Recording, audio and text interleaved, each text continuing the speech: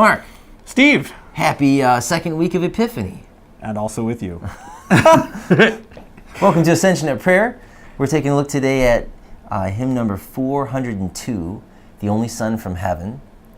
And this will be the sermon hymn for this coming Sunday. Yeah, this is a great representation of unity, right, that we're talking about when Christ is, now he's here, he's been baptized and all this, now we're talking about he's calling Philip and Nathaniel. That's the theme for this Sunday. That'll be the gospel reading. Right. Mm-hmm. And so Epiphany is a cool season. Epiphany is Christmas time, but it's also ordinary time. Right. And what that means is all of the themes really play beautifully out of Christmas, like we talked about on Christmas Eve. All this heavenly stuff is going on, right, when Jesus is born. Sure. Why is that? Well, he's the Son from heaven, the only Son from heaven.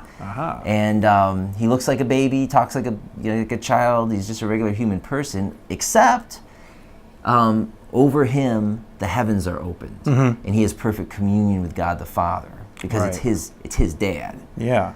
In the second verse, in the second half of the second verse in particular, I really like these words that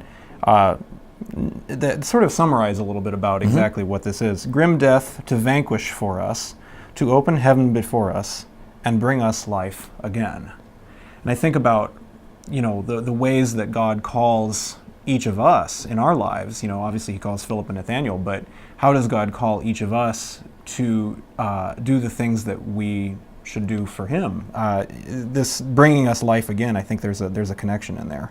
Yeah, so the way that he does that is Jesus, right? Jesus came.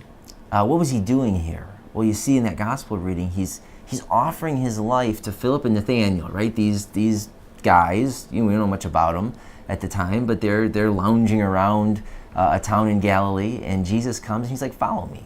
He's like, hey, Philip, he's a true Israelite.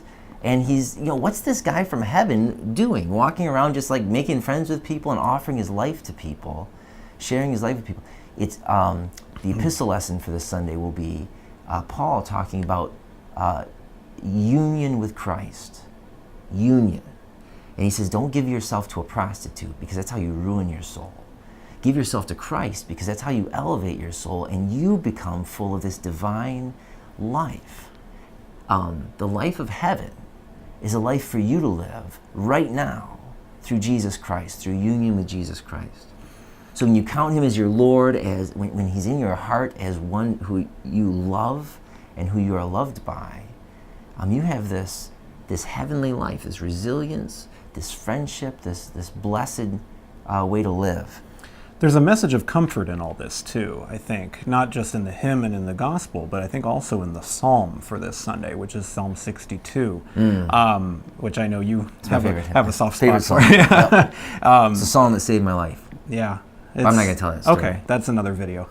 The choir is going to be singing a spiritual this Sunday. That's a well-known spiritual, and it's called Hush, Somebody's Calling My Name. And as when you first hear the title, somebody's calling my name. Oh, Jesus calling, haha, get it? Yeah, it's very clever. Sure, that's part of it. But there's also a very much an end of your life message that if you listen to the verses in this spiritual, it's all about I'm glad I got my religion in time. Soon one morning, death come creeping into my room.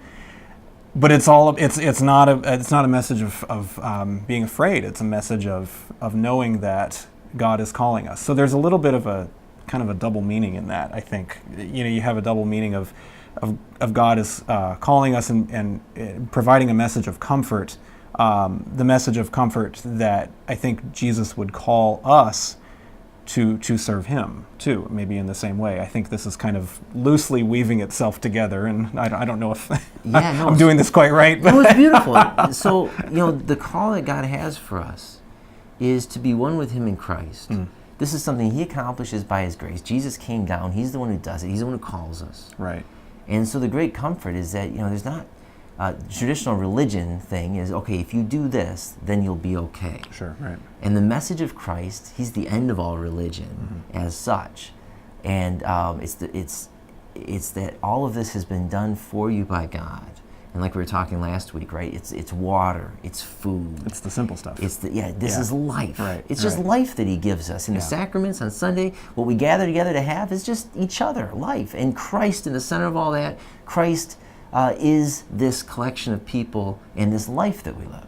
Yeah. And so we have this union with him that's very deep and very powerful. And oftentimes the church doesn't talk well about these things. We start dickering about how many sacraments there are, and we get in arguments over it. And that's not the point of any of this. No, it's not. Right? This is the divine life that God's given us by his grace to have once again, even though we've done so much to screw this up. It's ours anyway. Yeah.